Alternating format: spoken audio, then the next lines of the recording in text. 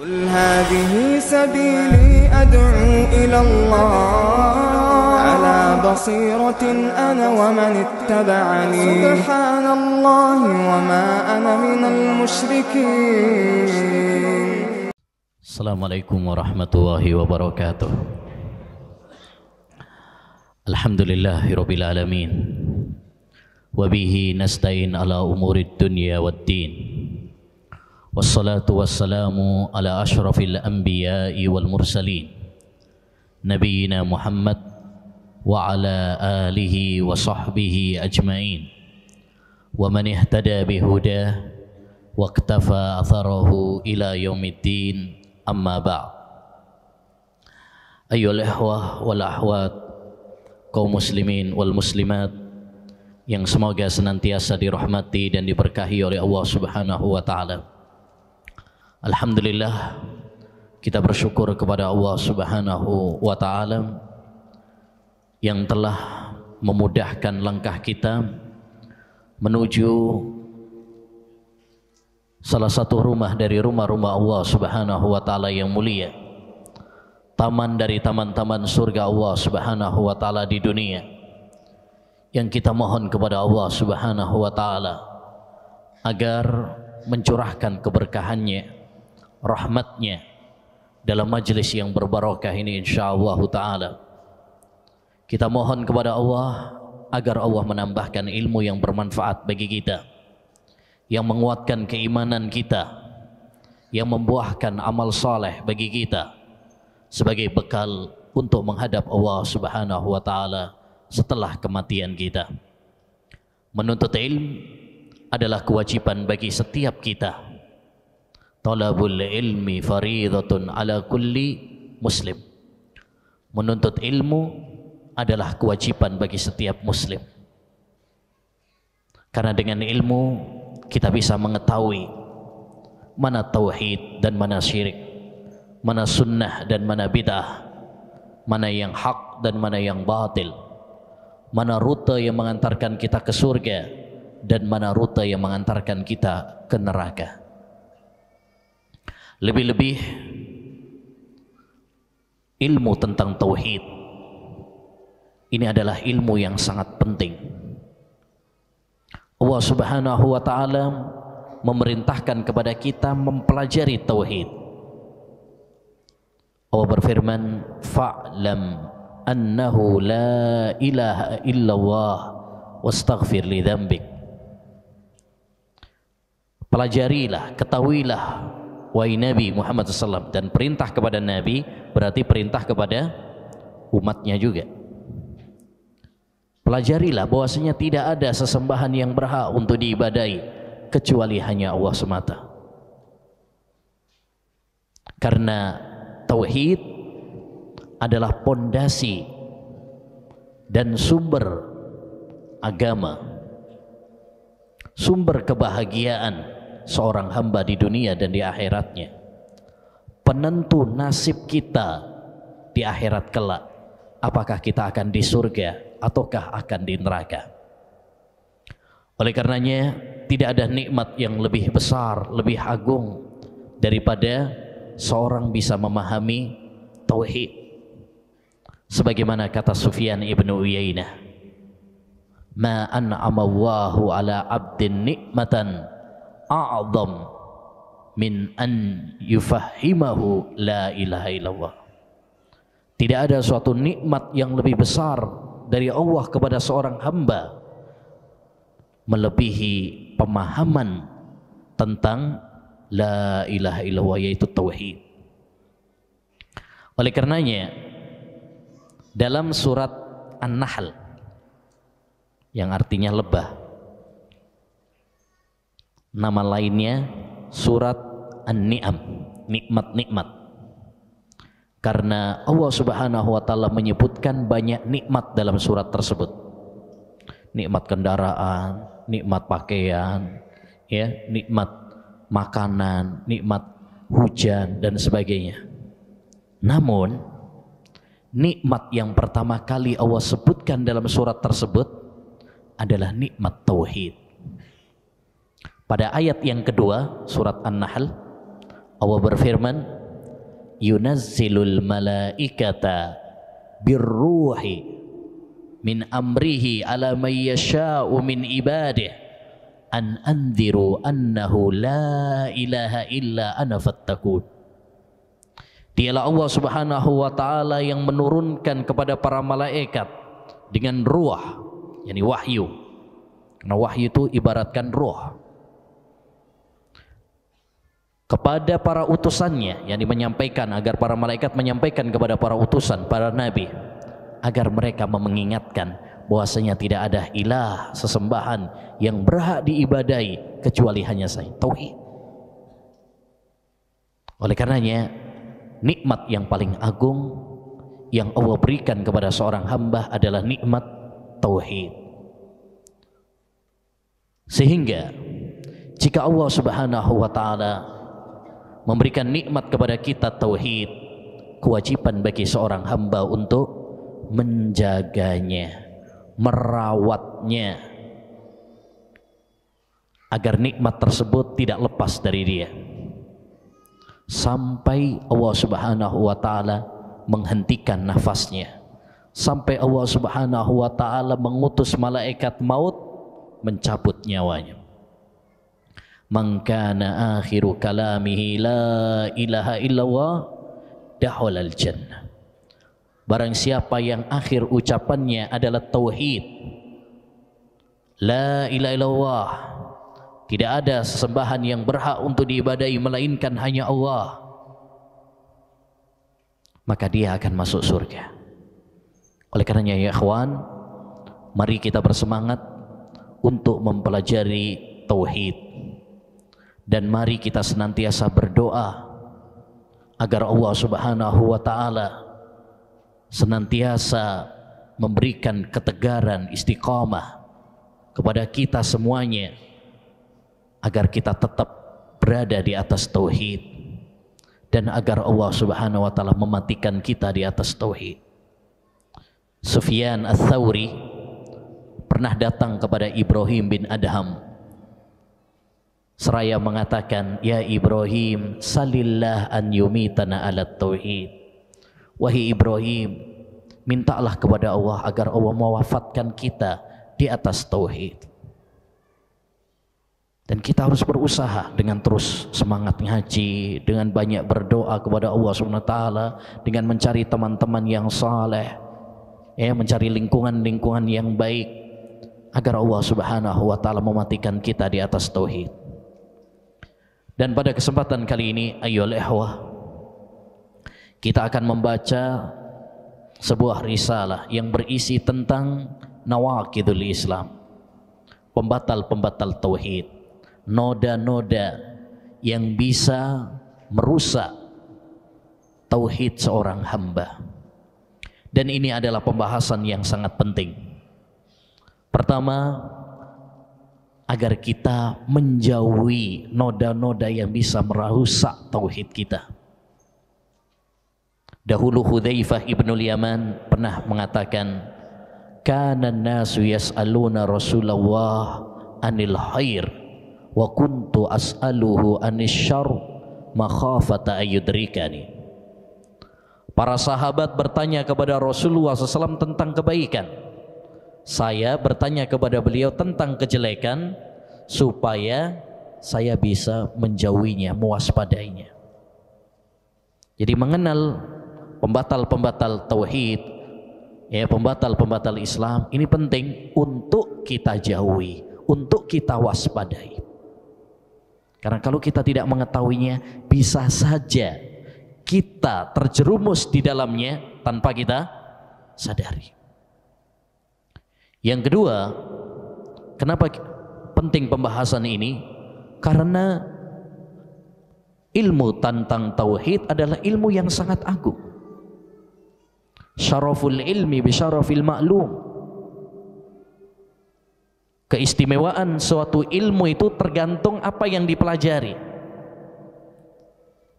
Tauhid adalah berkaitan tentang Allah Subhanahu wa taala, sehingga pembahasan tentang tauhid menjadi sangat istimewa.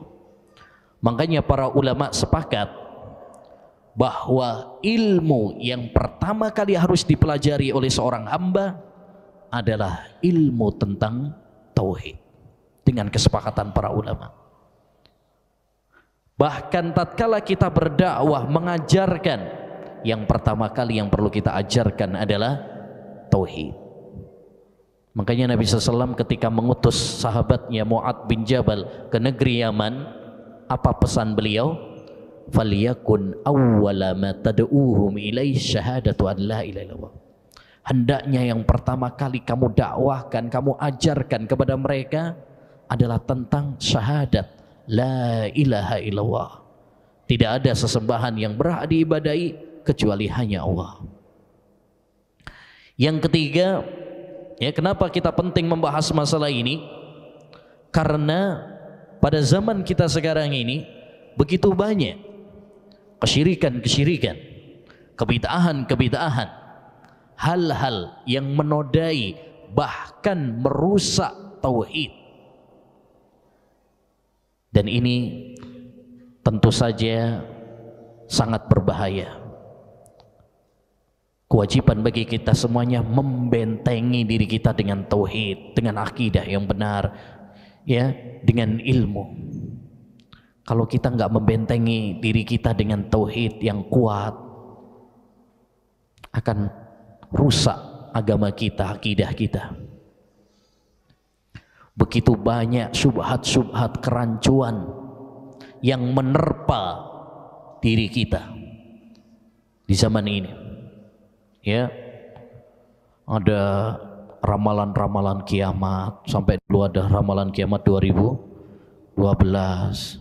Ada yang mengaku nabi, ya, ada yang masya Allah, ya, apa batu ajaib, ya, ada yang bisa menggandakan uang, macam-macam hal-hal yang merusak akidah. Kalau kita tidak membentengi diri kita dengan ilmu, dengan akidah yang benar, kita pun akan mudah untuk dirusak akidah kita. InsyaAllah ta'ala akan kita baca. Mudah-mudahan Allah subhanahu wa ta'ala memberikan kemudahan kepada kita untuk memahaminya. Wah, ini ngaji kitab, ya, ya, sekali-kali ala pesantren lah, ya. Bismillahirrahmanirrahim. Dengan nama Allah subhanahu wa ta'ala, Zat yang maha pengasih lagi maha penyayang. Biasa para ulama memulai risalah-risalah mereka dengan Bismillahirrahmanirrahim. Untuk pertama ngikuti Al-Quran. Al-Quran itu dimulai dengan Bismillahirrahmanirrahim, kecuali satu surat, yaitu surat At-Taubah. Yang kedua, untuk mengikuti Nabi SAW. Nabi ketika beliau menulis surat kepada para raja untuk mendakwai, beliau menulisnya dengan Bismillahirrahmanirrahim. Termasuk Nabi Sulaiman dalam surat beliau kepada Bilqis memulainya dengan Bismillah. Yang ketiga, ayyul ihwa, ini namanya, ya, minta keberkahan dari Allah Subhanahu wa taala. Karena nama Allah Subhanahu wa taala adalah keberkahan. Tabarakasmu rabbika dzil jalali wal ikram. Sungguh berbarokah nama Allah. Makanya kalau kita makan dengan membaca bismillah, setan nggak ngikut. Tapi kalau nggak baca bismillah, setan ngikut. Kita sebelum masuk toilet baca, ya, bismillah, setan nggak bisa ngintip aurat kita. Ya. Menyembelih kalau kita baca bismillah halal. Kalau nggak baca bismillah haram. Itu menunjukkan bahwasanya nama Allah begitu berbarokah. Ya. Yang ketiga, ada satu rahasia penting kenapa para ulama memulai kitab-kitab mereka dengan Bismillahirrahmanirrahim. Sebagai tanda kasih sayang. Bahwa ilmu itu dibangun di atas cinta dan kasih sayang. Ar-Rahman, Ar-Rahim. Nama Allah Subhanahu wa taala yang maha pengasih lagi maha penyayang. Ya, kita minta kepada Allah Subhanahu wa taala kasih sayang, cinta, agar Allah Subhanahu wa taala memberikan anugerah ilmu kepada kita semuanya.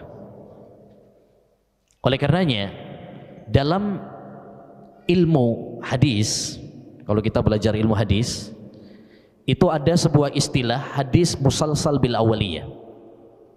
Hadis musalsal itu adalah hadis yang pertama kali dipelajari oleh para ulama ketika belajar hadis. Jadi kalau mempelajari hadis atau mengajarkan hadis, hadis itu yang pertama kali mereka pelajari. Ya, sampai sekarang. Masuk kemarin anak ikut juga dapat sanadnya sampai kepada Nabi. Itu apa? Ya, hadis musalsal bil awaliyah, yaitu irhamu man fil ardi yarhamkum man fis sama. Sayangilah yang di atas bumi, niscaya Allah yang di atas langit akan menyayangi kalian. Ini salah satu dalil bahwa Allah di atas langit. Sayangilah yang di atas bumi, niscaya Allah akan menyayangi kalian. Kenapa para ulama memilih ini yang menjadi awal hadis yang mereka pelajari? Karena ilmu dibangun di atas cinta dan kasih sayang. Antum kalau mau mendapatkan ilmu harus cinta dan kasih sayang. Harus cinta kepada ilmu yang akan dipelajari. Kalau antum sudah nggak senang ilmu, gimana akan mendapatkan ilmu? Kalau kita aja nggak senang dengan ilmu. Antum senang sama ustadznya. Kalau antum sudah nggak senang sama ustadznya, baru lihat, alah ustadz ini. Ya, antum nggak mendapatkan ilmu. Ya, jadi harus dibangun di atas cinta dan kasih sayang. Termasuk senang dengan siapa? Teman-teman kita sesama para penuntut ilmu. Kalau mau ikut kajian, lihat, ya, yang jenggotan-jenggotan nggak seneng gitu ya. Gimana akan mendapatkan ilmu? Harus dibangun di atas cinta dan kasih sayang. Terutama ya ikhwan, di antara kita ahlus sunnah wal jamaah, hendaknya bagi kita untuk apa? Saling mencintai dan saling menyayangi. Hasan al-Basri pernah mengatakan, ya ahlas sunnah tarahamu fima bainakum fa innakum aqallun nas. Wahai ahlus sunnah, sayangilah di antara kalian karena kalian adalah orang yang paling sedikit. Kita ini udah paling dikit jumlahnya. Jangan udah dikit terus saling cakar-cakaran antara satu dengan yang lain. Baik. Beliau mengatakan i'lam anna nawaqidul Islam asyratu nawaqid. I'lam, ketahuilah. Dan itu adalah suatu kalimat untuk supaya kita ini perhatian. Fa'lam annahu la ilaha, ketahuilah wahai Muhammad, gitu kan? Berarti apa yang akan beliau sampaikan ini adalah sesuatu yang sangat penting yang perlu kita perhatikan. Dan apa yang beliau sampaikan penting jelas, karena ini masalah tauhid. Makanya harus diperhatikan. Jangan ada yang ngantuk, jangan ada yang ngelamun, jangan ada yang ribet sendiri. Nah, i'lam, ketahuilah, anna nawaqidul Islam, bahwasanya pembatal Islam. Islam al-istislamu lillahi bit tauhid, yaitu berserah diri kepada Allah Subhanahu wa taala dengan tauhid. Dan apa? Wal bara'atu minasyirik, dan berlepas diri dari syirik. Itu namanya al-Islam. Asyratu nawaqid, pembatal Islam itu ada 10. Disebutkan 10 ini bukan pembatasan. Bukan berarti pembatal Islam itu cuma 10 saja. Bukan. Pembatal Islam banyak. Sampai sebagian para ulama menyebutkan ada 400-an. Pembatal Islam itu ada 400. Terus kenapa disebutkan 10 di sini? Pertama, ya, bilangan 10 ini adalah yang disepakati para ulama. Yang kedua, ini pokok-pokoknya. Jadi yang penting-penting aja. Yang ketiga, karena risalah ini adalah ringkes. Jadi nggak pengen untuk menjabarkan secara detail. Jadi kenapa disebutkan 10 saja? Itu alasannya. Taib.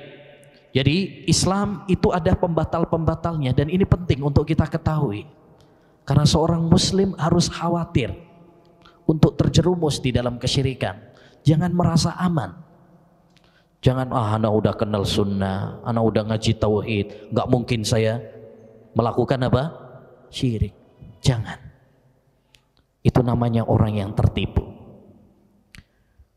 Nabi Ibrahim alaihi salam, bapaknya ahli tauhid, pakarnya ahli tauhid, orang yang memiliki iman yang sangat kuat, yang sangat kokoh, sehingga dia mendapatkan gelar Khalil, kekasih Allah Subhanahu wa taala. Tidak ada yang mendapatkan gelar ini kecuali hanya dua orang, Nabi Ibrahim dan Nabi Muhammad. Selainnya nggak dapat. Sekalipun demikian, beliau berdoa kepada Allah Subhanahu wa taala, wajnubni wa baniya an na'budal asnam. Ya Allah, jauhkan aku dan anak keturunanku dari menyembah berhala. Surat Ibrahim ayat 35. Jadi kalau Nabi Ibrahim saja khawatir terjerumus di dalam kesyirikan, masa kita merasa aman? Apa kita lebih hebat daripada Nabi Ibrahim? Enggak. Oleh karenanya, ma'asyiral muslimin, mengetahui pembatal-pembatal Islam ini sangat penting sekali ya untuk menjaga kemurnian tauhid kita. Apa saja 10 itu? Yang pertama, al-awwal, yang pertama, asyirku fi ibadatillahi wahdahu la syarikalah. Syirik kepada Allah Subhanahu wa taala dalam peribadatan kepada Allah semata, tidak ada sekutu baginya. Qala Allah Ta'ala, Allah Subhanahu wa taala berfirman, ini dalilnya. Dalil yang menunjukkan bahwa pembatal Islam adalah syirik kepada Allah Subhanahu wa taala. Inna Allaha la yaghfiru an yushraka bihi wa yaghfiru ma duna dzalika liman yasha. Sesungguhnya Allah tidak mengampuni dosa syirik, tapi mengampuni dosa selain syirik bagi orang-orang yang dikehendakinya.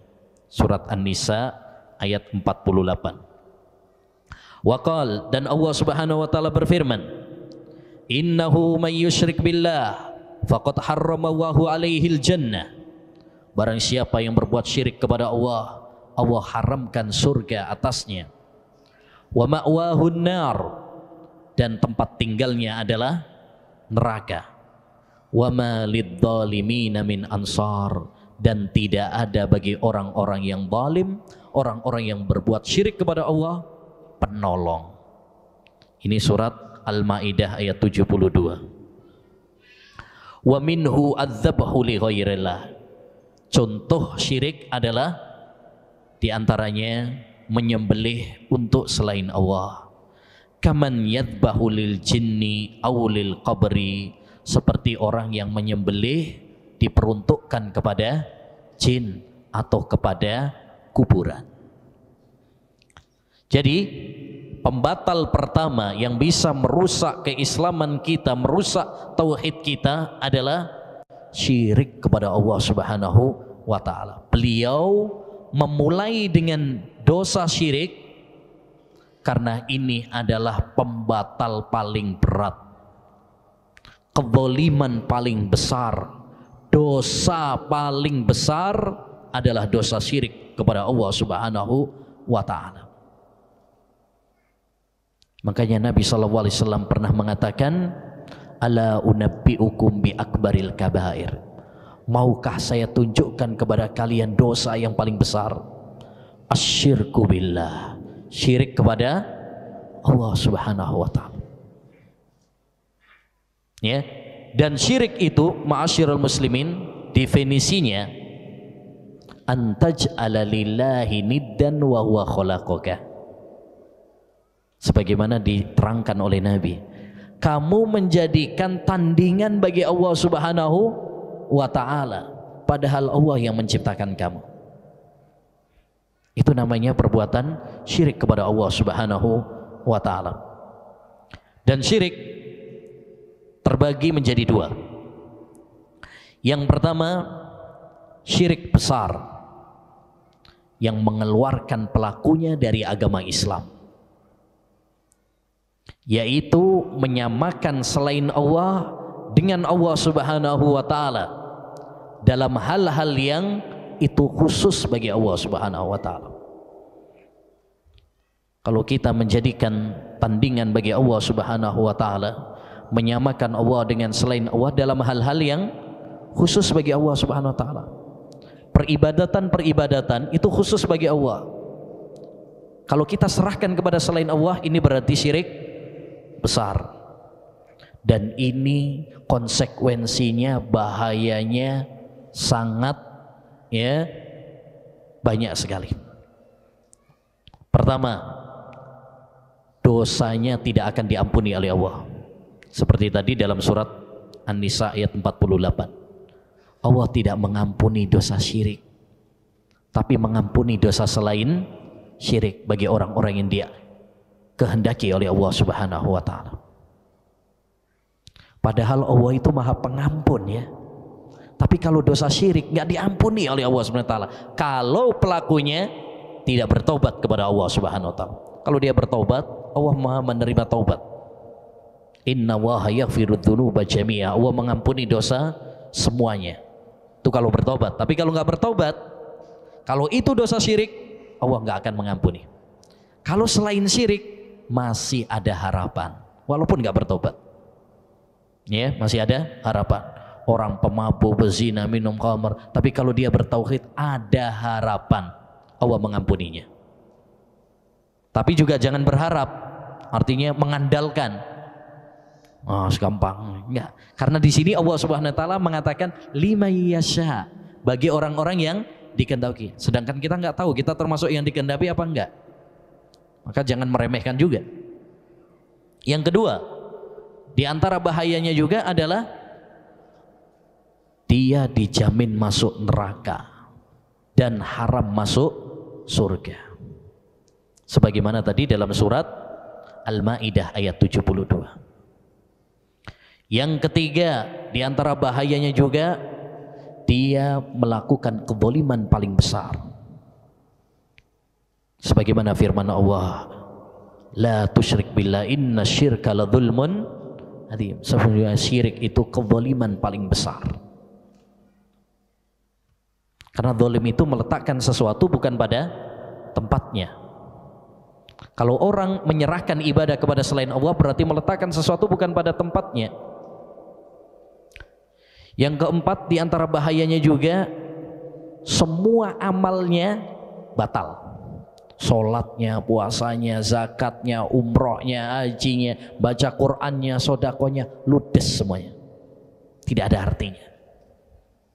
La in asyrakta la yahbatanna amaluka. Kalau kamu berbuat syirik, batal semua amal perbuatanmu. Makanya ikhwan, dakwah salafiyah selalu menekankan, memprioritaskan pembahasan apa? Tauhid, dan melarang, memperingatkan umat dari perbuatan syirik, karena kita sayang kepada umat. Kita nggak ingin umat ini kemudian udah capek-capek ibadah, ternyata ludes pahala mereka. Jadi jangan malah dituduh ini pemecah belah umat. Justru kita menyampaikan tauhid, menyampaikan, memperingatkan umat dari syirik itu karena kita sayang kepada umat, bukan memecah belah umat. Taib. Syirik yang kedua adalah syirik kecil. Syirik kecil. Ya, yaitu sarana yang mengantarkan kepada syirik besar. Baik itu ucapan maupun perbuatan maupun keyakinan yang merupakan sarana menuju syirik besar. Seperti misalkan mengatakan kehendak Allah dan kehendakmu, itu syirik kecil. Karena dia mengantarkan, wasilah, sarana yang mengantarkan kepada syirik besar. Bersumpah kepada selain Allah Subhanahu wa taala, demi Allah, demi Rasulullah, biasanya seringnya. Itu adalah syirik kecil. Ya, syirik kecil. Riya itu syirik kecil. Kata Nabi SAW, inna ahwafa ma akhafu alaikum asyirkul asghar. Yang paling saya khawatirkan kepada kalian adalah syirik kecil, yaitu ar-riya. Itu syirik kecil. Jadi syirik ada dua macam. Tatkala para ulama membagi syirik kecil itu ada dua, syirik besar, syirik kecil. Bukan berarti meremehkan syirik kecil ya. Ini cuma kecil aja kok. Enggak. Syirik kecil itu dosanya lebih besar daripada dosa-dosa besar yang lain seperti pembunuhan, seperti minum khamr, seperti zina dan sebagainya. Syirik tetap dosa yang paling besar walaupun itu dosa syirik. Ya, walaupun dosa syirik kecil. Kenapa ikhwan? Ya. Kenapa para ulama membedakan antara syirik besar dan syirik kecil? Karena nanti konsekuensinya beda. Kalau syirik besar menjadikan pelakunya kekal di neraka. Kalau syirik kecil enggak. Syirik besar menggugurkan ya amal solehnya. Syirik kecil cuma menggugurkan amal yang dia riya saja, yang lainnya enggak. Jadi karena konsekuensi inilah kemudian para ulama membagi menjadi dua. Dan syirik ayyul ihwa dikarenakan beberapa faktor. Pertama adalah faktor kebodohan. Makanya kita perlu belajar tauhid. Banyak orang-orang yang terjatuh dalam kesyirikan, faktornya adalah kebodohan. Maka benar kata Imam Ibnul Qayyim, ilmu adalah sumber kebaikan dan kejahilan adalah sumber kesesatan. Yang kedua, di antara sebab-sebab syirik adalah hadis-hadis palsu yang banyak beredar. Seperti idza a'yatkumul umur fa'alaikum bi ashabil kubur. Kalau kalian tertimpa masalah, pergilah mintalah bantuan kepada penghuni kubur. Ini ngajari apa? Syirik. Ya. Taib. Yang ketiga, dongeng-dongeng, cerita-cerita, hikayat-hikayat yang nggak benar. Ya, saya kemarin sudah pergi keliling ke rumah sakit, nggak sembuh-sembuh. Saya pergi ke kuburan, masya Allah, langsung tambah parah. Taib. Banyak orang kadang percaya dengan cerita-cerita. Taib. Yang keempat adalah taklid buta. Ini sebab-sebab kesyirikan juga. Taklid, ikut-ikutan agama nenek moyang. Yang kelima adalah ghulu, berlebih-lebihan. Berlebih-lebihan kepada orang soleh, kepada para wali, kepada habib, kepada kiai, sehingga menjadikan mereka untuk mengagungkan, mengkultuskan di atas kedudukan yang telah ditetapkan oleh Allah Subhanahu wa taala. Nah, beliau mencontohkan di sini perbuatan syirik adalah dengan seperti orang yang menyembelih kepada selain Allah. Karena menyembelih itu adalah ibadah. Fasholli li rabbika wanhar. Salatlah untuk Rabbmu dan menyembelihlah untuk Rabbmu. Demikian juga Rasulullah SAW bersabda, la'anallahu man dzabaha li ghairillah. Allah melaknat orang yang menyembelih untuk selain Allah. Enggak boleh.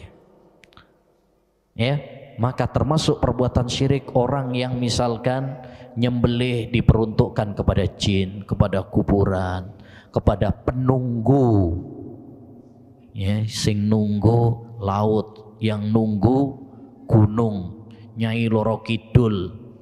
Kemarin siapa dia? Sri siapa? Ada lagi?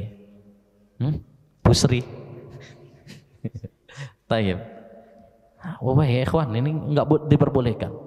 Kirim tumbal, sesajen kepada selain Allah Subhanahu wa taala, ini termasuk perbuatan syirik. Taib.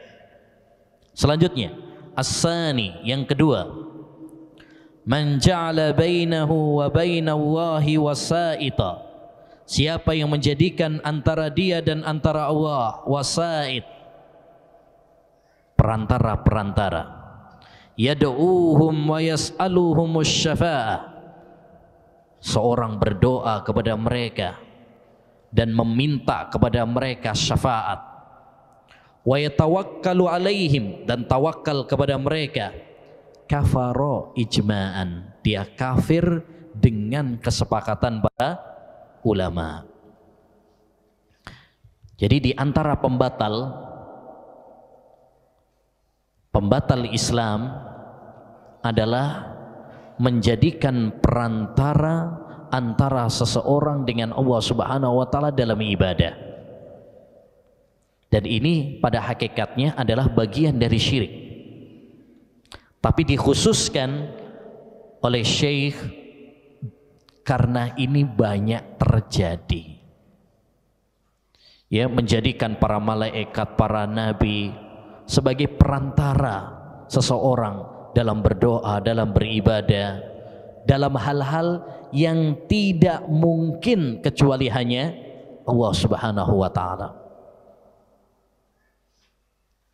Syekhul Islam Taimiyah mengatakan, siapa yang menjadikan malaikat, para nabi sebagai perantara, dia berdoa kepada malaikat atau nabi tersebut, tawakal kepada mereka, meminta kepada mereka manfaat dan menolak madarat, ya, minta rezeki, minta anak dan sebagainya, maka dia kafir dengan kesepakatan para ulama. Ya, kafir dengan kesepakatan para ulama. Dan ini ayyul ikhwah, pada hakikatnya syiriknya orang-orang jahiliyah dahulu. Mereka menjadikan, ya, berhala-berhala mereka, Lata, Uzzah, Manat, sebagai perantara dalam peribadatan mereka kepada Allah Subhanahu wa taala. Walladzina ittakhadhu min dunihi awliya ma na'buduhum illa liyuqarribuna ilallahi zulfa. Dan orang-orang yang beribadah kepada selain Allah Subhanahu wa taala, alasan mereka apa? Kami tidak beribadah kepada mereka kecuali agar mereka mendekatkan kita di hadapan Allah Subhanahu wa taala. Kan banyak orang punya alasan seperti itu. Kita ini banyak dosanya, kalau kita minta langsung kepada Allah Subhanahu wa taala nggak bakalan dikabulkan, karena kita ini berlumuran dengan dosa. Kita butuh orang-orang yang dekat dengan Allah. Kayak orang kalau mau ke presiden, ya, dia kalau mau langsung ke presiden jelas ditolak. Kita butuh melobi kepada orang-orang yang dekat, asistennya, ya, sekretarisnya dan sebagainya. Inilah ayyuhal ikhwah sumber kesyirikan. Tatkala menjadikan Allah Subhanahu wa taala seperti makhluk, menyamakan Allah seperti makhluk. Allah enggak butuh kepada perantara. Kalau makhluk iya, mungkin dia sibuk, dia butuh asisten. Tapi Allah Subhanahu wa taala enggak butuh. Allah berfirman dalam surat Ghafir, ya, dalam surat Al-Baqarah ayat 186, wa idza sa'alaka ibadi anni fa inni qarib ujibu da'watad da'i idza da'a. Kalau hambaku bertanya kepadaku tentang aku, bertanya kepadamu wahai Muhammad tentang aku, jawablah aku dekat, saya akan kabulkan permintaan orang-orang yang meminta kepadaku. Enggak butuh apa? Perantara. Enggak butuh perantara. Langsung minta kepada Allah Subhanahu wa taala. Jangan samakan Allah Subhanahu wa taala seperti presiden, jangan samakan Allah Subhanahu wa taala seperti pemimpin yang lemah, butuh kepada asisten, butuh kepada perantara. Kalau Allah enggak butuh, langsung minta kepada Allah. Dan ucapan mereka kalau kita minta kepada Allah langsung enggak dikabulkan, ini dusta. Dusta. Siapa yang bilang kalau kita minta kepada Allah walaupun kita ahli dosa, kalau kita betul-betul, ya, meminta kepada Allah dengan penuh menghadirkan hati, Allah akan kabulkan. Setan aja berdoa kepada Allah SWT, Allah kabulkan kok. Orang-orang kafir berdoa kepada Allah dikabulkan. fa idza raqibu fil fulki da'awaha mukhlisina lahuddin falamma najjahum ilal barri idza hum yusyrikun. Orang-orang musyrik itu apabila berada di tengah lautan, mereka meminta kepada Allah Subhanahu wa taala dengan penuh keikhlasan, lalu Allah kabulkan. Tapi ketika sudah diselamatkan oleh Allah di daratan, mereka syirik lagi. Ya, itu orang-orang kafir saja dikabulkan apa tidak? Dikabulkan. Masa kita yang muslim kemudian mengatakan bahwasanya kalau kita minta langsung kepada Allah nggak dikabulkan? Ini adalah ucapan yang batil. Ya, ucapan yang batil. Minta kepada Allah SWT secara langsung dengan penuh, ya, menghadirkan hati, keikhlasan, kekhusyuan. Ya, yakinlah, optimislah bahwa Allah SWT akan mengabulkan kita. Taib. Selanjutnya, as-salis, yang ketiga, man lam yukaffir al-musyrikin aw syakka fi kufrihim, barang siapa yang tidak mengkafirkan orang-orang musyrik, aw syakka fi kufrihim, atau dia ragu tentang kekufuran mereka, aw sahhaha madhhabahum, atau membenarkan keyakinan mereka, kafara, maka dia kafir. Ini pembatal yang ketiga. Kalau kita nggak mengkafirkan orang-orang yang udah jelas dikafirkan oleh Allah dan Rasulnya, ya, seperti orang-orang Yahudi dan Nasrani. Orang-orang Yahudi dan Nasrani dikafirkan oleh Allah, dikafirkan oleh Rasulullah sallallahu alaihi wasallam. Kata Allah dalam surat Al-Bayyinah ayat 1, lam yakunil ladzina kafaru min ahlil kitabi wal musyrikin. Orang-orang kafir dari ahlul kitab dan orang-orang musyrik. Orang-orang kafir, Allah yang mengatakan. Demikian juga dalam surat Al-Maidah ayat 72, Allah mengatakan, laqad kafaral ladzina qalu innallaha huwal masih ibnu Maryam. Sungguh telah kafir orang yang mengatakan bahwasanya Allah adalah Isa bin Maryam. Dalam surat Al-Maidah juga ayat 73, Allah tegas lagi mengatakan, laqad kafaral ladzina qalu innallaha salisu salasa. Sungguh telah kafir orang yang mengatakan bahwa Allah itu satu dari yang tiga. Jadi yang mengatakan mereka adalah kafir siapa? Allah Subhanahu wa ta'ala. Kalau Allah sudah mengkafirkan, kewajiban bagi kita adalah mengkafirkan. Karena kita itu kan cuma ngikut. Ya, orang yang dikafirkan oleh Allah kita kafirkan. Yang enggak dikafirkan oleh Allah jangan dikafirkan. Karena masalah ini, pengkafiran itu sandarannya, sumbernya harus dikembalikan kepada Quran dan hadis. Kalau memang ada dalil yang menjelaskan bahwa mereka adalah kafir, kita kafirkan. Tapi kalau Allah enggak mengkafirkan, Rasulullah enggak mengkafirkan, jangan mengkafirkan. Rasulullah SAW juga bersabda, walladzi nafsi biyadihi la yasma'u bi ahadun min hadhil ummah yahudiyyun aw nasraniyyun summa la yu'minu bima ji'tu bihi illa kana min ashabin nar. Demi zat yang jiwaku berada di tangannya, tidak ada seorang pun yang mendengar tentang ajaran yang saya bawa, yaitu Islam, baik dia Yahudi atau Nasrani, kemudian tidak mengikuti apa yang saya bawa, kecuali dia termasuk penduduk neraka. Tegas Rasulullah SAW. Orang Yahudi, orang Nasrani, walaupun mereka beriman kepada Nabi Musa, mereka beriman kepada Nabi Isa, kalau nggak beriman kepada Nabi Muhammad, berarti dia kafir. Dan itu sudah disepakati para ulama. Maka seorang muslim mengkafirkan orang-orang yang dikafirkan oleh Allah dan Rasulnya, seperti Yahudi dan Nasrani. Dan ini ayyuhal ikhwah, bantahan kepada orang-orang liberal yang mengatakan apa? Jangan sebut Yahudi dan Nasrani itu kafir, bilang aja non muslim. Ini jangan dikafirkan ya, mereka itu agama millah Ibrahim ya, agama samawi, sama-sama. Makanya mereka mengatakan semua agama sama, semua agama benar, semua agama menuju surga. Sampai ada sebagian di antara mereka mengatakan kalau surga itu hanya untuk orang Islam saja, banyak yang kosong dong katanya. La haula wala quwata illa billah ya. Jadi ayyul ihwa, ini berbahaya. Paham liberal ini sangat berbahaya karena dia masuk di dalam kategori yang ketiga, tidak mengkafirkan orang yang dikafirkan oleh ini pembatal Islam.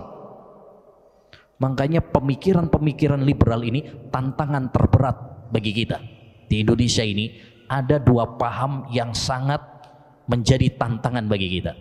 Pertama paham Syiah, dan yang kedua adalah paham liberal. Benar kata Kiai Mustafa Ali Yaqub ya, mantan imam besar Masjid Istiqlal, yang mengatakan jaringan Islam liberal itu nggak benar. Yang benar adalah jaringan iblis liberal. Terlalu halus kalau mengatakan jaringan Islam liberal. Kenapa demikian? Karena Islam itu artinya tunduk, liberal artinya bebas, termasuk bebas menggugat syariat. Dan ini dua kontradiksi yang nggak mungkin disatukan. Yang satu mengajarkan kita tunduk, yang satu mengajarkan kita membangkang. Yang mengajarkan kita membangkang itu bukan Islam. Islam itu mengajarkan kita tunduk, patuh, nerima syariat Allah Subhanahu wa taala. Yang mengajarkan kita membangkang itu adalah iblis. Tatkala Allah Subhanahu wa taala memerintahkan dia untuk sujud kepada Adam alaihi salam, bangkang. Saya lebih baik daripada dia. Makanya setiap orang yang menggugat syariat dengan akalnya, dengan hawa nafsunya, berarti pengikut iblis. Ya. Taib. Jadi yang dimaksud poin yang ketiga ini, siapa yang tidak mengkafirkan orang-orang yang jelas dikafirkan, Yahudi dan Nasrani, ini jelas-jelas dikafirkan. Orang-orang musyrik sudah jelas dikafirkan. Adapun kalau masih ada perbedaan di kalangan para ulama, berarti nggak masuk. Contoh misalkan orang yang meninggalkan sholat, itu ada perbedaan di kalangan para ulama. Ada yang mengatakan orang yang meninggalkan sholat kafir, ada yang mengatakan apa? Nggak kafir. Kalau kita nggak mengkafirkan, ya jangan dibilang ini, oh antum murtad itu karena nggak mengkafirkan orang kafir, misalkan. Yang satu misalkan berpendapat meninggalkan sholat itu adalah kafir, yang satu mengatakan enggak. Jangan yang mengatakan, yang ikut pendapat bahwa meninggalkan sholat itu kafir, memvonis sahabatnya tersebut, kamu berarti kena pembatal yang ketiga karena tidak mengkafirkan yang dikafirkan oleh Allah. Nah, ini masalah yang diperselisihkan. Jadi yang dimaksud di sini yang ada kesepakatan para ulama. Adapun yang ada perselisihan para ulama maka nggak masuk. Termasuk tentang Khawarij. Para ulama berselisih pendapat apakah mereka kafir atau tidak. Sebagian para ulama mengatakan kafir. Jumhur ulama, mayoritas ulama mengatakan Khawarij itu tidak kafir. Ya, maka tidak dibenarkan orang yang mengatakan kafir, misalkan yang nggak mengkafirkan Khawarij berarti batal Islamnya, enggak juga. Jadi ada dua macam yang perlu dipahami. Kalau itu disepakati para ulama tentang kekafirannya, wajib bagi kita untuk mengkafirkannya. Siapa yang tidak mengkafirkan, dia kafir juga. Karena berarti meragukan, mendustakan Quran, hadis, dan kesepakatan para ulama. Maka bahaya ya paham-paham liberal dan sebagainya tadi, karena mereka berarti apa? Menggugat Al-Quran, menggugat hadis, menggugat kesepakatan para ulama. Adapun yang masih dipersihkan para ulama maka enggak masuk. Taib, yang keempat, Ar-Rabi, yang keempat, man i'taqada anna ghaira hadyin nabiy sallallahu alaihi wasallam akmalu min hadyih. Barang siapa yang meyakini bahwa selain petunjuk Nabi sallallahu alaihi wasallam lebih sempurna dari petunjuknya beliau, aw anna hukma ghairihi ahsanu min hukmihi, atau hukum selain Nabi sallallahu alaihi wasallam itu lebih baik daripada hukumnya. Kalladzina yufadziluna hukmat tawaghit ala hukmihi, seperti orang-orang yang mengutamakan hukum tauhid daripada hukum Nabi sallallahu alaihi wasallam, fahuwa kafir, maka dia adalah kafir. Di sini ada dua masalah. Masalah yang pertama, kita harus yakin bahwa tidak ada hukum yang lebih baik daripada hukum Allah. Tidak ada petunjuk yang lebih baik daripada petunjuk Rasulullah sallallahu alaihi wasallam. Allah berfirman dalam surat Al-Isra ayat 9, inna hadzal Qur'an yahdi lillati hiya aqwam. Sesungguhnya Al-Qur'an ini memberikan petunjuk kepada jalan yang paling baik.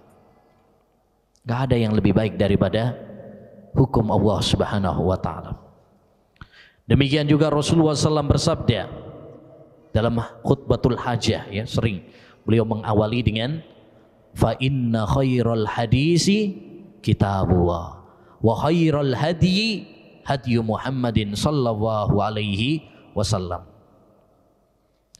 Ya, sebaik-baik kitab adalah kitabullah, dan sebaik-baik petunjuk adalah petunjuk Rasulullah sallallahu alaihi wasallam.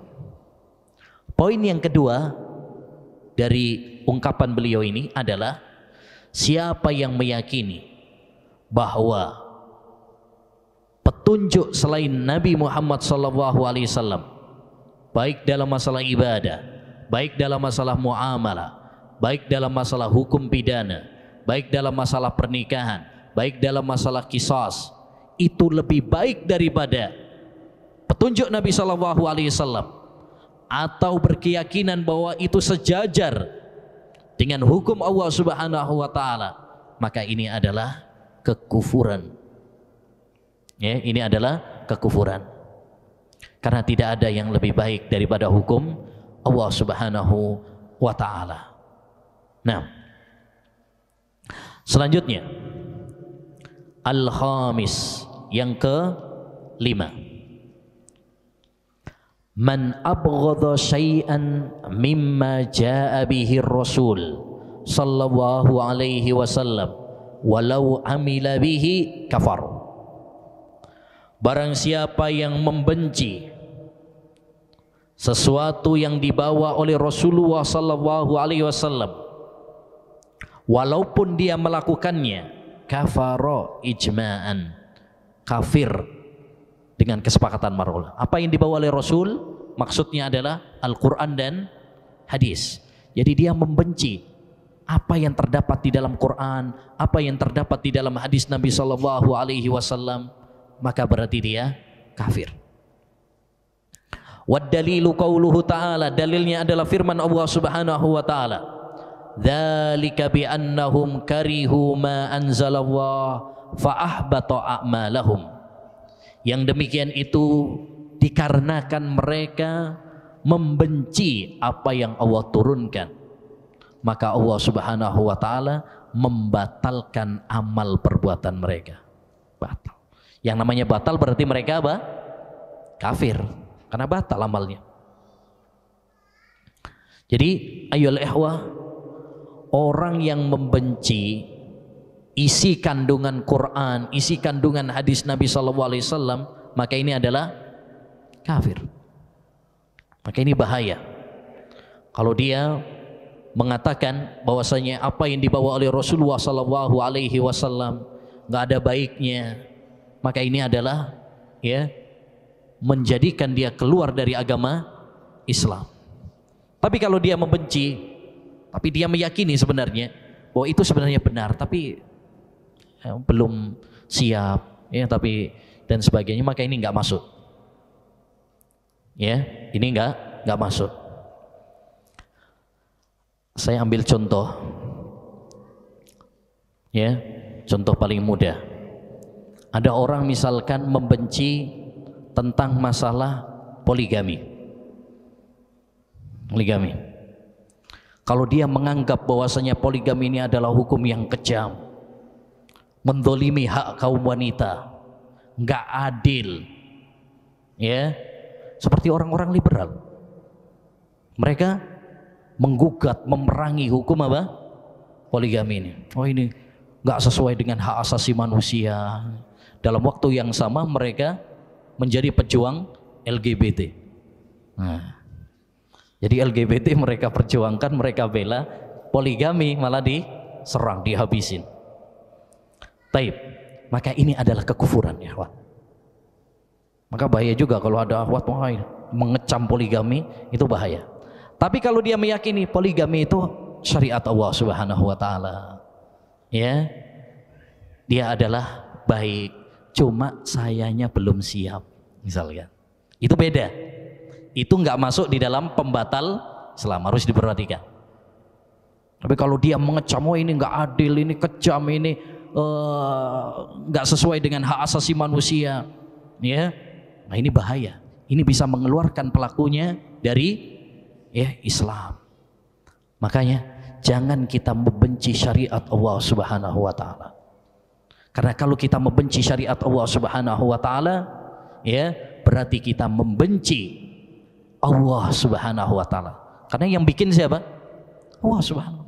Kewajiban bagi seorang muslim ridho, tunduk, patuh kepada hukum-hukum Allah Subhanahu wa taala.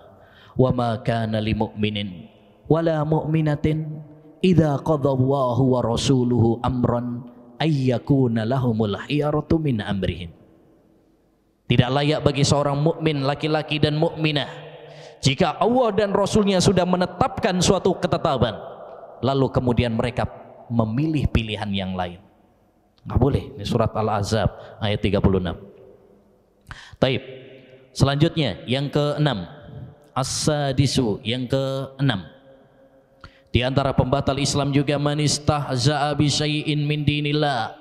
Barang siapa yang mengolok-ngolok agama Allah Subhanahu wa taala, menghina, menista agama Allah, au thawabih atau pahalanya, au iqabih atau iqabnya, kafara, dia kafir. Wa dalilu qaulu ta'ala, dalilnya adalah firman Allah Subhanahu wa taala, qul abillahi wa ayatihi wa rasulihi kuntum tastahzi'un. Katakanlah, apakah dengan Allah Subhanahu wa taala, ayat-ayatnya, rasulnya kalian mengolok-ngolok? Yakni orang-orang munafik. La ta'tadiru, jangan kalian banyak alasan. Qad kafartum ba'da imanikum, kalian sungguh telah kafir setelah ngaku-ngaku iman. Ya, ayat ini menunjukkan kepada kita bahwa kita wajib memuliakan Allah, wajib memuliakan ayat-ayatnya yaitu Al-Quran, wajib memuliakan Rasul Muhammad sallallahu alaihi wasallam. Jangan sampai kita menghina, menista, mengolok-ngolok Allah Subhanahu wa taala, agamanya, ayat-ayatnya, Rasulnya, karena ini bisa mengeluarkan pelakunya dari agama Islam. Dan ini sangat disayangkan ayyuhal ikhwah, banyak kita dapati pada zaman kita sekarang. Orang-orang mengolok-ngolok agama Islam, ya, mengolok-ngolok Allah Subhanahu wa taala, mengolok-ngolok agama Islam, mengolok-ngolok Al-Quran, Nabi sallallahu alaihi wasallam dan sebagainya, simbol-simbol Islam. Ini berbahaya. Ini adalah sifatnya orang-orang kafir dahulu, sifatnya orang-orang munafik dahulu. Dulu orang-orang Yahudi menghina Allah Subhanahu wa taala. Wa qalatil yahud yadullahi maghlulah Orang-orang Yahudi mengatakan Allah itu pelit. Mereka mengatakan inna waha fakir wa nahnu ahniya. Allah itu kiri, kita yang kaya. Maka Allah Subhanahu wa taala mengecam mereka, melaknat mereka karena celaan mereka. Dahulu orang-orang Nasrani sampai sekarang mereka mengatakan bahwasanya Allah Subhanahu wa taala punya anak. Allah pun bantah. Bahkan menyatakan hampir saja langit dan bumi pecah karena ucapan mereka bahwa Allah punya anak. Karena itu celaan kepada Allah Subhanahu wa taala.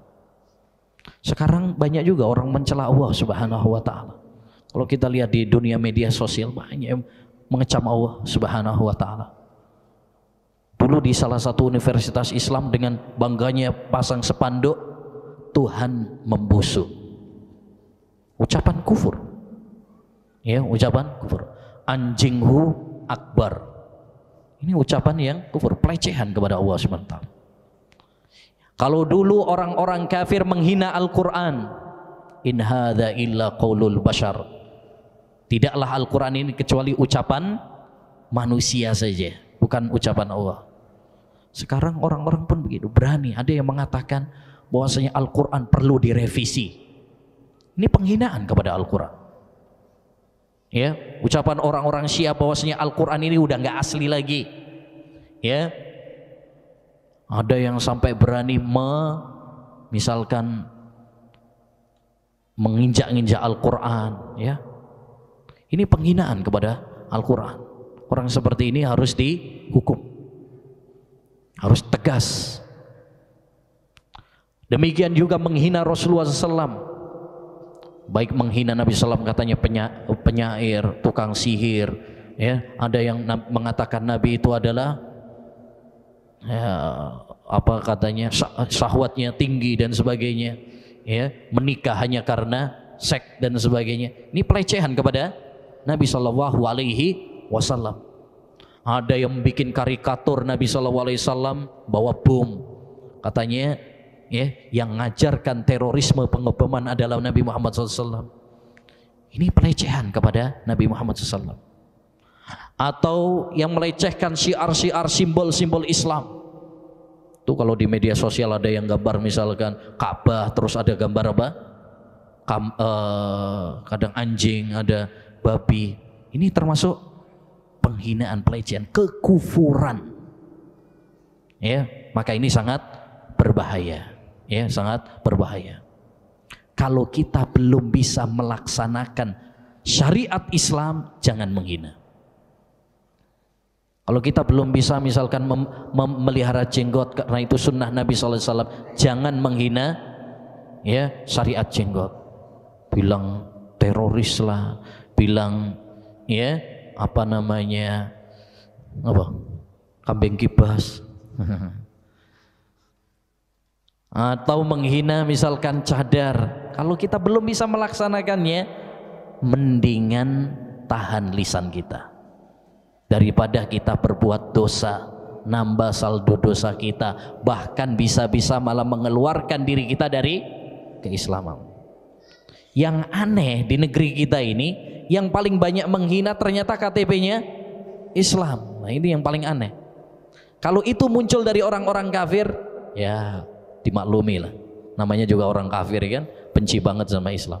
Tapi yang aneh adalah orang-orang yang menisbatkan dirinya Islam tapi malah menghina agamanya sendiri, tidak bangga, tidak memuliakan, tidak mengagungkan agamanya sendiri.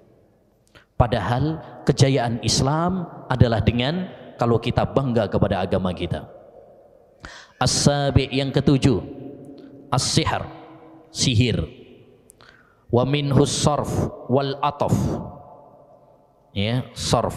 Sarf itu adalah sihir yang memisahkan. Memisahkan. Berbeda dengan ataf. Kalau ataf ini yang bikin lengket. Ilmu apa namanya? Pelet. Jadi kalau dikasih ilmu pelet, orangnya bisa melet beneran, Mbak. Faman fa'alahu, siapa yang melakukannya, au radhiya bihi, atau ridha dengannya, kafar, maka dia kafir. Wad dalilu qaulu ta'ala, dalilnya yang menunjukkan bahwa sihir itu adalah kekufuran, firman Allah dalam surat Al-Baqarah, wa ma yu'allimani min ahadin hatta yaqula innama nahnu fitnah fala takfur.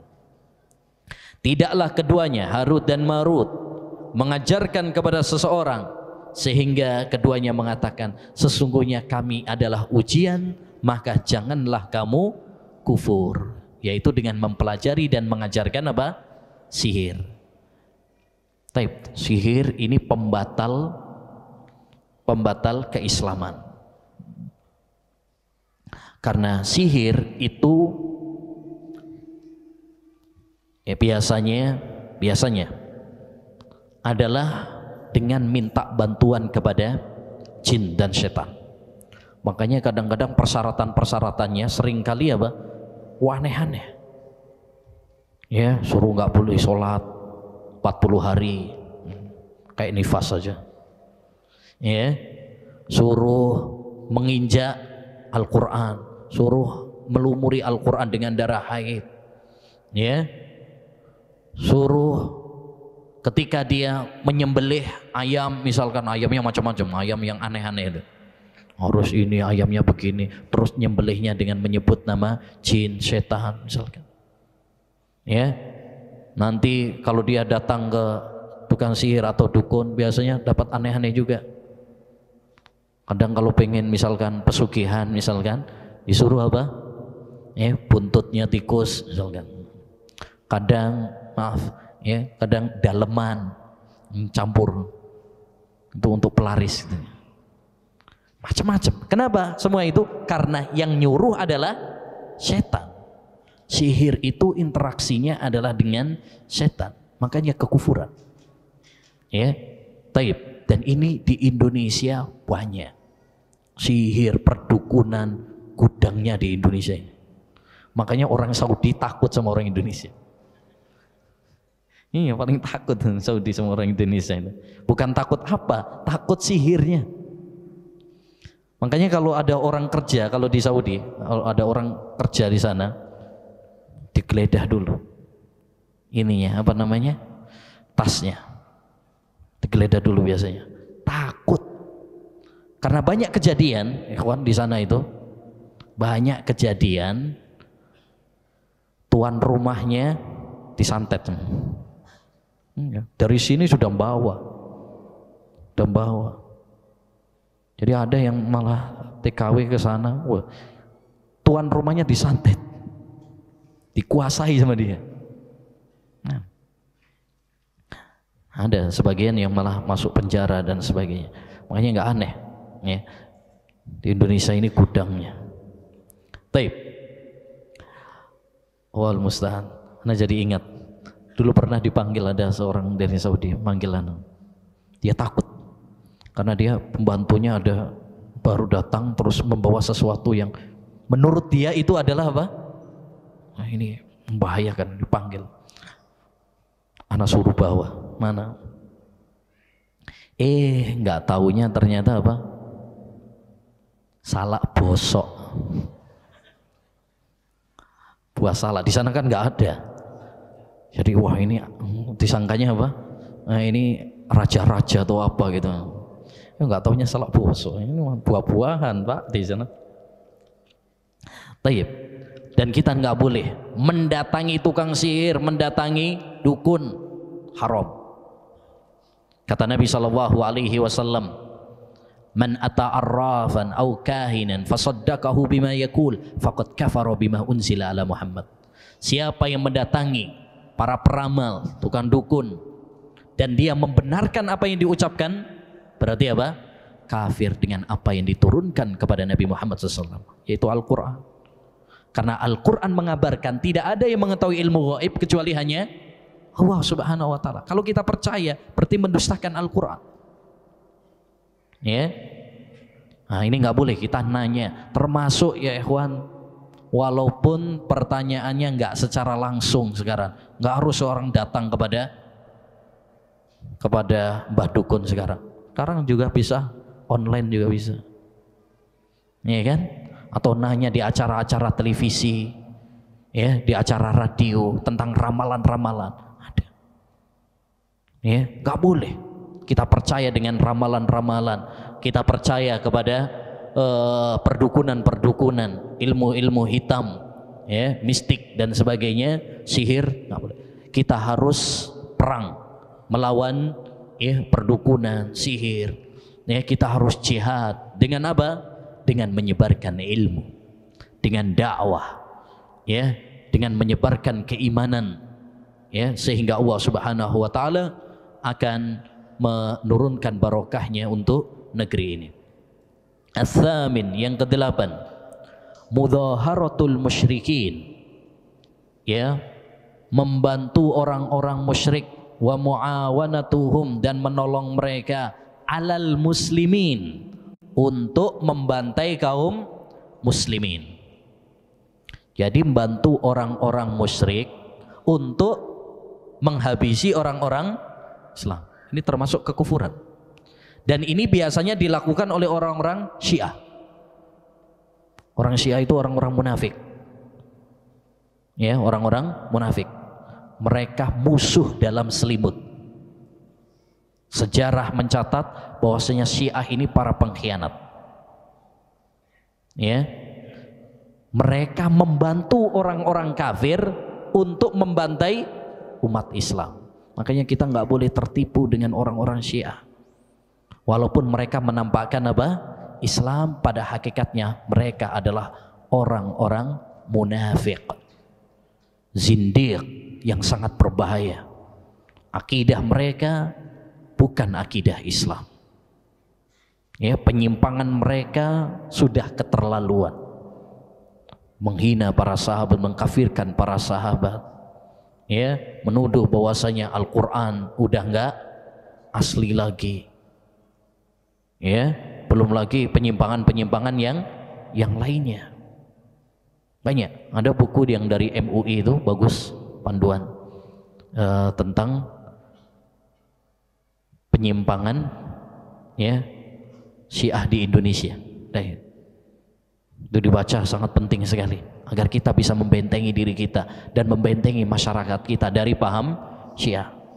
Mereka ini seperti yang disebutkan oleh penulis, membantu orang-orang kafir membantai kaum muslimin. Ini kekufuran.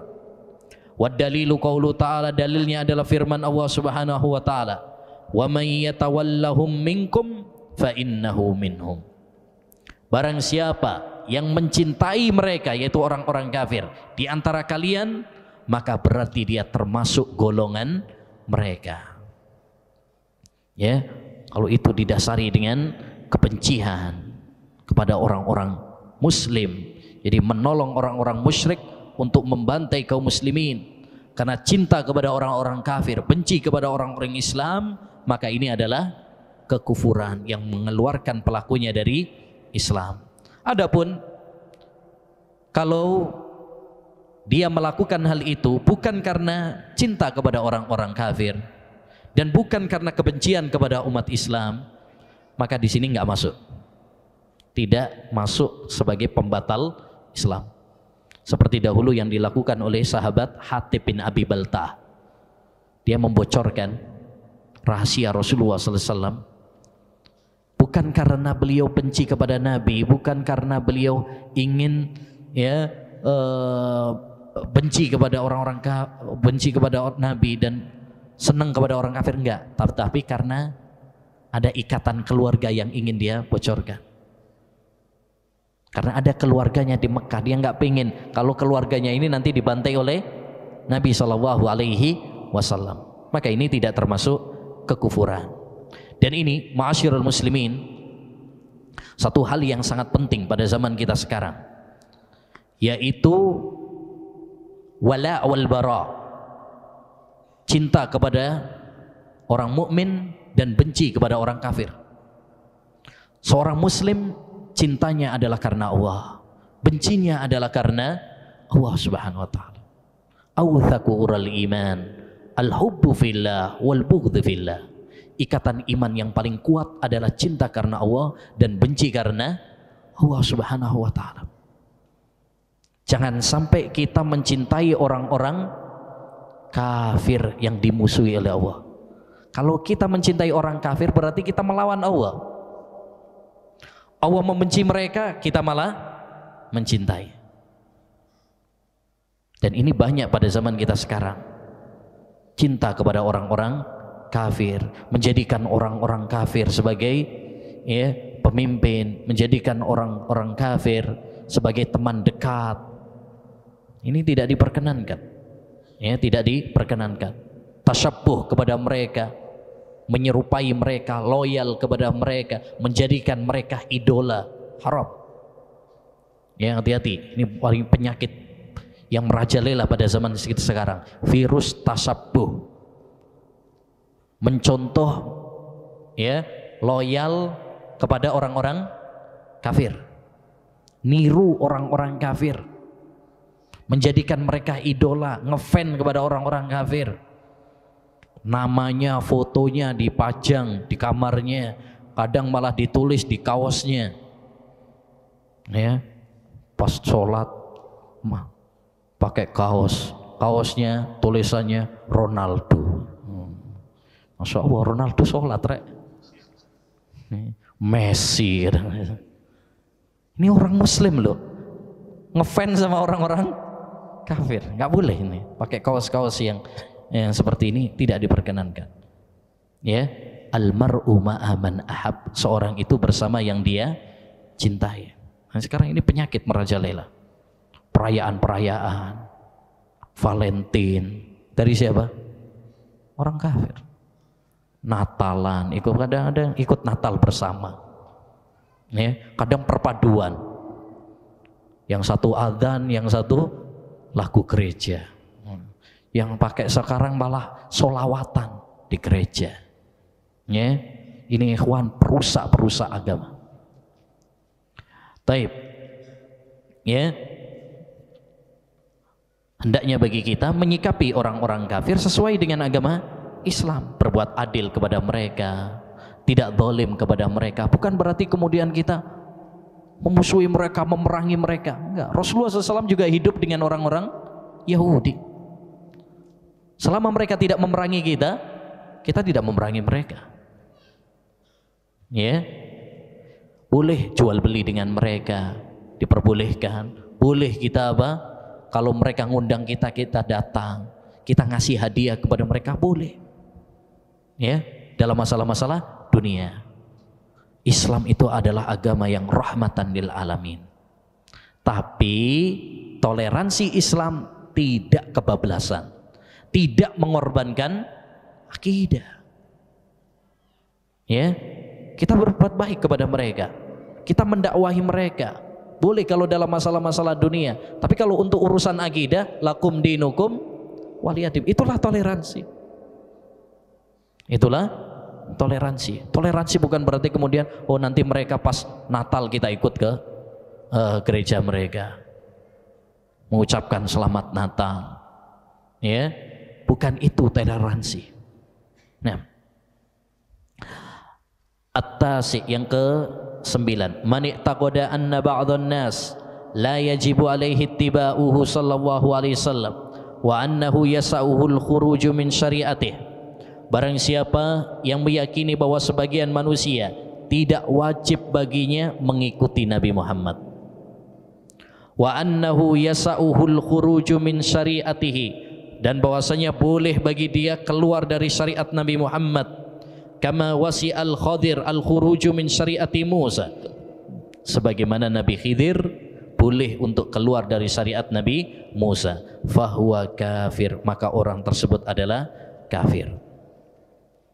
Ini beliau ingin menyindir atau mengisyaratkan kepada pahamnya orang-orang sufi, orang-orang kebatinan yang meyakini bahwasanya wali-wali mereka, tokoh-tokoh mereka, kalau sudah sampai kepada derajat tertentu, berarti gugur kewajiban-kewajiban. Istilahnya sudah hakikat makrifat. Ada istilahnya kalau dalam dunia sufi itu, kalau udah nyampe pada tingkatan tertentu, boleh. Nggak sholat udah nggak wajib. Mau minum khamar, ibaratkan minum kopi. Ya, udah boleh. Udah nggak ada apa? Ya, nggak ada taklif, beban lagi. Kenapa? Karena dia sudah bersatu dengan Tuhan. Manunggaling kawulolan Gusti, kata orang Jawa. Bersatunya antara Tuhan dengan hamba. Kalau dia sudah bersatu dengan Tuhan, masa Tuhan disiksa? Wah, ini lucunya mereka punya dalil. Wa'bud rabbak hatta ya'tiyakal yakin. Beribadalah kepada Rabbmu sampai datang kepadamu yakin. Nah ini sudah yakin, derajat yakin ini. Hakikat ma'rifat. Makanya berarti apa? Sudah ya levelnya level tinggi sehingga menggugurkan ibadah. Padahal para ulama sepakat yang dimaksud dengan yakin dalam ayat tersebut adalah kematian. Yakni hendaknya kamu beribadah sampai datang kematian kepadamu. Makanya Nabi SAW walaupun beliau adalah orang yang paling bertakwa, apakah berarti kemudian gugur kewajiban? Enggak. Semakin beliau ya tinggi derajatnya, semakin banyak ibadahnya. Makanya beliau sholat malam sampai bengkak kakinya. Bukan malah sudah jadi nabi, udah gugur sholatnya. Enggak. Nah, jadi ini ma'asyiral muslimin, bantahan kepada paham ahli khurafat, sufi, kebatinan yang mengatakan bahwasanya orang itu sudah tidak wajib mengikuti syariat Nabi Muhammad, sebagaimana Nabi Khidir nggak wajib mengikuti Nabi Musa. Ya, ini nggak bisa disamakan. Kenapa? Karena Nabi Musa itu memang nggak diutus untuk kepada Nabi Khidir. Berbeda dengan Nabi Muhammad. Beliau diutus untuk seluruh manusia. Nah, yang ke-10, yang terakhir. Al-i'radu an dinillah la yata'allamuhu wa la ya'malu bihi. Berpaling dari agama Allah Subhanahu wa taala. Tidak mempelajarinya, tidak mengamalkannya.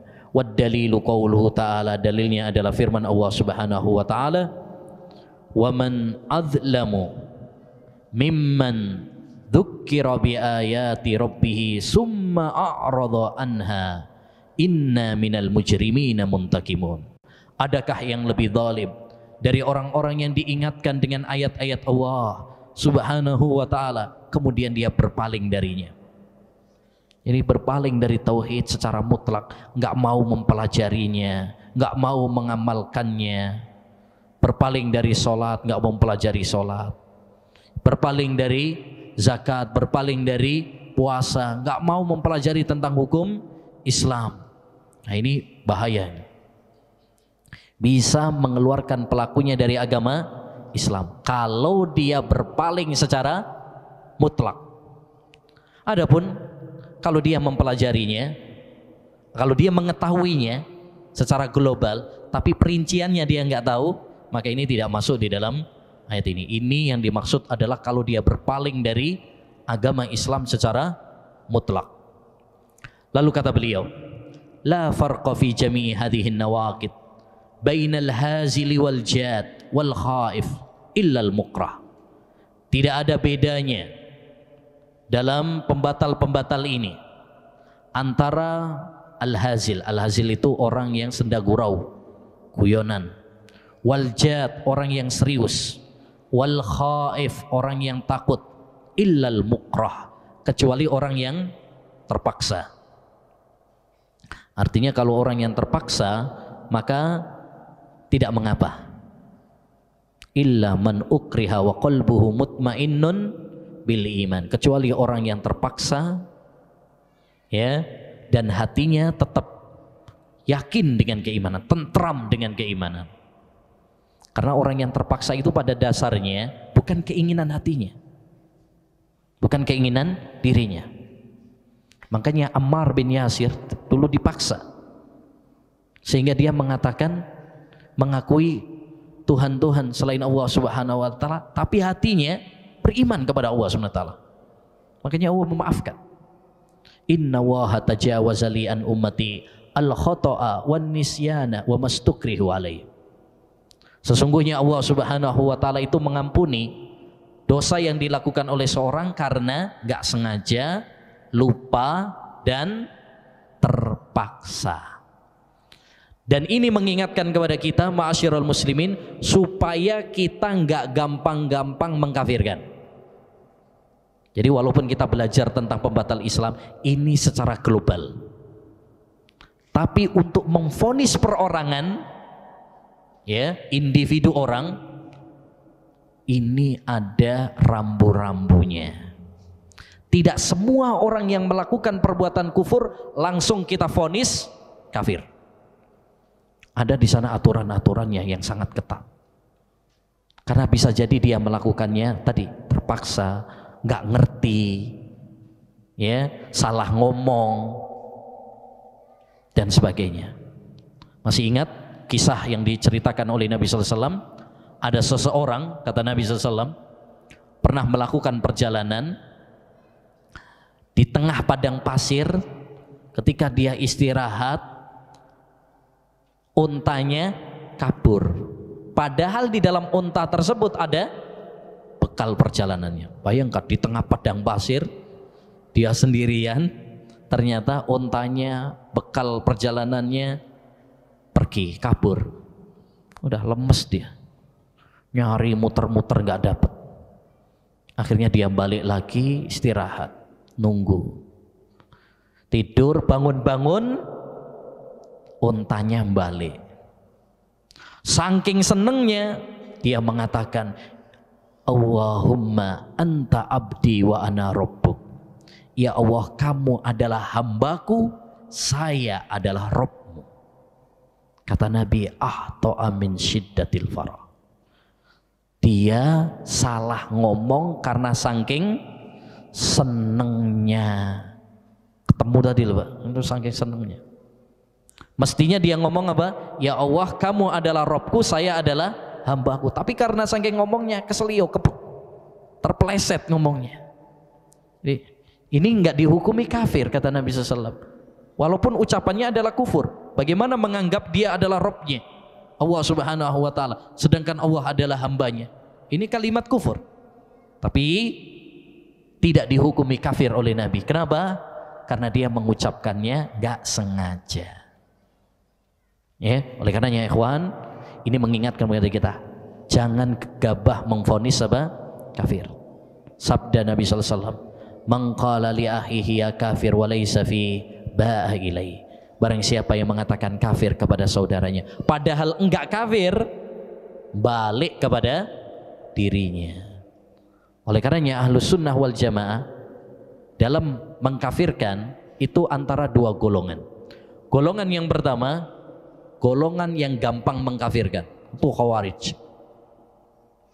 Pelaku dosa besar kafir. Makanya mereka gampang mengkafirkan. Pemerintah dikafirkan, polisinya dikafirkan. Sehingga apa? Dari sinilah kemudian timbul terorisme, pengeboman. Karena mereka menganggap pemerintahnya apa? Kafir semuanya, tauhid semuanya. Berarti ngebom mereka jihad di jalan Allah. Kalau mati syahid, ditunggu para bidadari di surga. Masya Allah. Ini paham yang kedua adalah paham Murji'ah yang enggak mengkafirkan walaupun orang tersebut jelas-jelas melakukan kekufuran. Ya, karena mereka menganggap adalah, ya, iman itu hanya sekedar di dalam hati. Yang penting pokoknya ada hatinya. Walaupun dia mengucapkan kekufuran, walaupun dia ngaku nabi, nggak dikafirkan. Ini paham Murji'ah. Dua-duanya adalah paham yang salah. Yang benar adalah Ahlus Sunnah wal Jamaah. Ya, mereka tidak gampang mengkafirkan. Tapi kalau sudah jelas-jelas kafir, mereka pun tidak segan untuk mengkafirkan kalau memang terpenuhi syarat-syaratnya dan hilang segala penghalangnya. Wa kulluha min a'dhami ma yakunu khatara. Semuanya itu adalah sangat berbahaya. Wa aksari ma yakunu wuqu'a, dan sering terjadi. Ini 10 ini yang beliau sebutkan, ini yang paling bahaya. Ini yang paling sering terjadi. Fayambahi lil muslim an yahdharaha.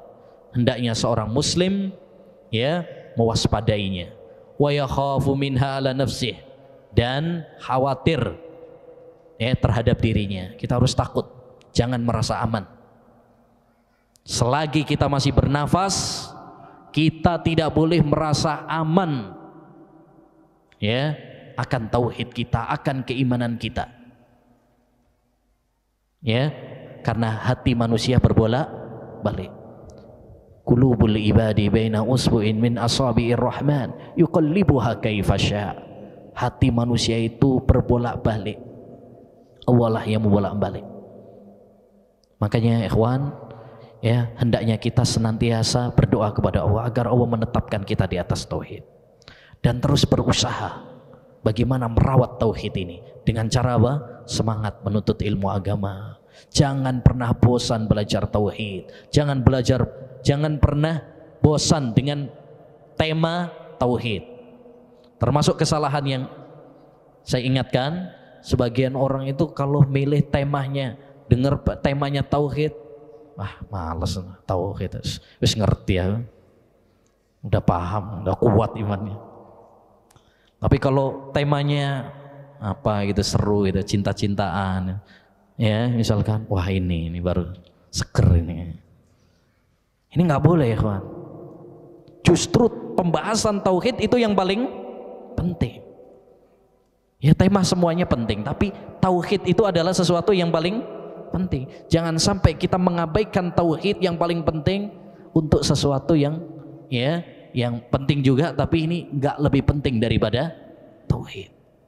Ya, jadi mari kita memprioritaskan masalah tauhid ini. Na'udzubillah min mujibati ghadabih wa alimi iqabih. Kita berlindung kepada Allah dari ya penyebab-penyebab kemurkaan Allah dan pedihnya siksaan Allah Subhanahu wa taala. Wa sallallahu ala Muhammad. Semoga Allah memberikan salawat kepada Nabi kita Muhammad sallallahu alaihi wasallam.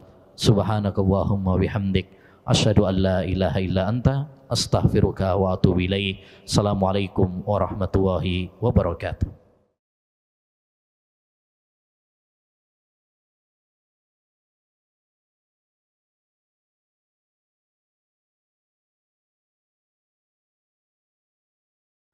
Baik, ini ada beberapa pertanyaan. Ustadz, bagaimana cara menasihati orang tua yang tidak semanhaj? Mereka masih kental dengan adat-adat yang biasanya disebut Islam, kejawen Jawa yang ada unsur syiriknya. Tapi jika dinasehati saya takut menjadi debat dan merusak ukhuwah. Mohon nasihatnya Ustaz. Taib. Kewajiban bagi seorang anak adalah berbakti kepada orang tuanya.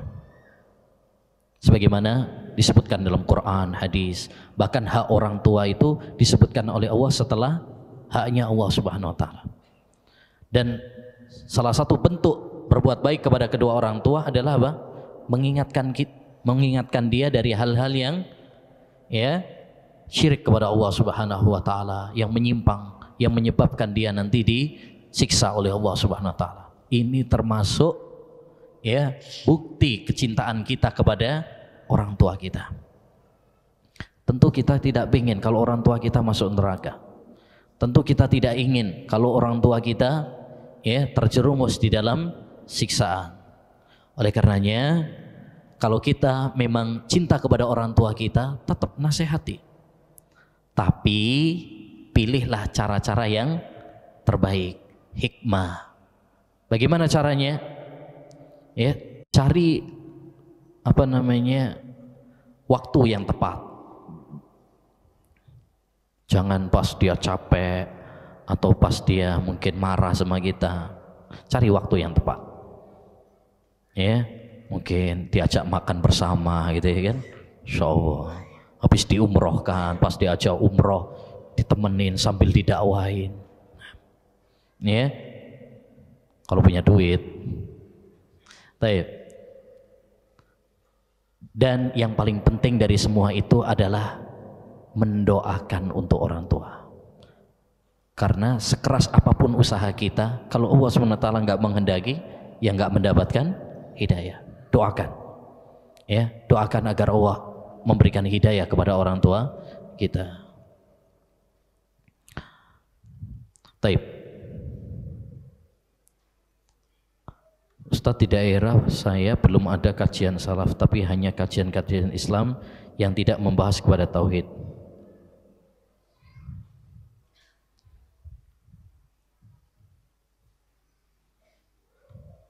Dan kiainya ikut melakukan kesyirikan, apa bisa dihukumi kafir? Wih. Taib. Sekarang alhamdulillah ya, di daerah-daerah saya rasa semuanya sudah tersebar tauhid. Karena sekarang ini Masya Allah, dakwah tauhid menyebar di mana-mana. Karena sekarang mudah, dengan adanya radio-radio, dengan adanya TV-TV, ya, dengan adanya artikel-artikel HP, ya kan? Sekarang daerah mana yang belum terjangkau oleh TV, oleh apa namanya ini? Gak ada. Di tempat Papua saja, nah barusan beberapa ke sana, udah tersebar. Ada TV, ada ini.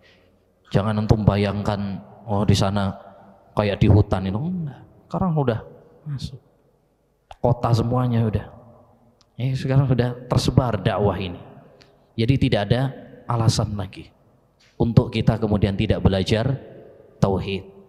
Adapun untuk menghukumi, tadi mengatakan bahwasanya kiainya melakukan kesyirikan, ya tadi sudah kita sampaikan. Kita tidak dituntut untuk menghakimi seseorang. Kalau memang perbuatan itu adalah perbuatan yang kufur, ya. Tapi untuk menghukuminya ini ada syarat-syaratnya dan ada penghalang-penghalangnya. Itu kita serahkan kepada orang-orang yang memiliki ilmu.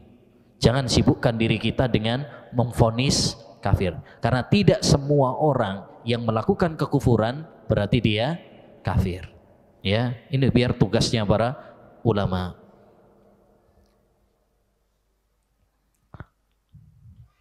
Ustadz, saya mau tanya syarat-syarat taubat itu apa saja? Mohon penjelasannya. Syarat taubat yang pertama ikhlas karena Allah Subhanahu wa taala, bukan karena yang lain. Yang kedua, dia harus menyesali perbuatannya. Yang ketiga, dia bertekad, berjanji untuk tidak mengulanginya lagi. Yang keempat, dia mengiringinya dengan amal-amal kebajikan. Dan yang kelima, jika itu berkaitan dengan hak manusia, maka ditambahi dengan minta dihalalkan atau minta maaf. Itu syarat-syarat taubat yang disebutkan oleh para ulama. Di antaranya Imam Nawawi dalam Riyadhus Shalihin. Kalau ada teman yang tidak sholat, ketika diajak sholat belum mau dengan alasan belum dapat hidayah, ya udah didoakan aja supaya dapat hidayah. Ya. Nah, tapi alasan seperti ini tentu tidak tepat. Tentu tidak tepat. Dan ini ayyul ihwah adalah orang yang menolak kebenaran. Ini pada hakikatnya menolak kebenaran. Inilah kesombongan yang disebutkan oleh Nabi SAW. Al-kibru batarul haq wa ghamtun nas. Sombong itu adalah menolak kebenaran dan meremehkan manusia. Kewajiban bagi kita adalah menerima nasihat, menerima kebenaran dari siapapun, bahkan dari orang yang kita benci. Kalau itu adalah kebenaran, kita terima. Tapi kalau dia ngomong seperti itu, tetap doakan kebaikan, doakan hidayah, ya. Karena ya memang dia belum dapat hidayah, berarti ya belum dapat hidayah. Doakan agar Allah Subhanahu wa taala melapangkan hatinya.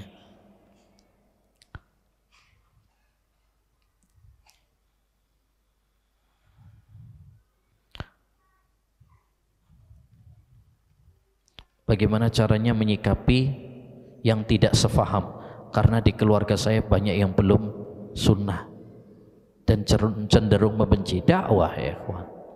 Ya, dakwah yaitu apa? Bagaimana sikap kita kepada yang belum paham? Dengan mendakwahi, kita mengajak, merangkul bersama. La yu'minu ahadukum hatta yuhibba li ahi ma yuhibbu li nafsi. Tidak sempurna iman salah seorang di antara kalian sampai dia mencintai saudaranya apa yang dia cintai untuk dirinya. Kalau kita alhamdulillah bersyukur, gembira dengan mendapatkan nikmat hidayah sunnah ini, maka berusahalah menggandeng saudara kita, keluarga kita, kerabat kita agar mereka mendapatkan nikmat yang sama. Tapi kita juga tidak perlu berkecil hati kalau mereka membenci, katanya tadi ya, membencinya. Nggak perlu berkecil hati. Nabi SAW saja nggak bisa memberikan hidayah kepada pamannya Abu Talib. Nabi Nuh nggak bisa memberikan hidayah kepada istri dan anaknya. Nabi Ibrahim tidak bisa memberikan hidayah kepada bapaknya, karena hidayah itu di tangan Allah SWT. Kewajiban kita hanya menjelaskan. Kita berusaha ya, dengan cara-cara yang baik, dengan cara-cara yang santun. Tapi kita serahkan kepada Allah. Makanya di samping kita berusaha, jangan lupa untuk senantiasa berdoa kepada Allah Subhanahu wa taala. Saya kira cukup sekian. Kita tutup dengan doa kafaratul majlis. Subhanakallahumma bihamdika asyhadu an la ilaha illa anta astaghfiruka wa atubu ilaik. Assalamualaikum warahmatullahi wabarakatuh.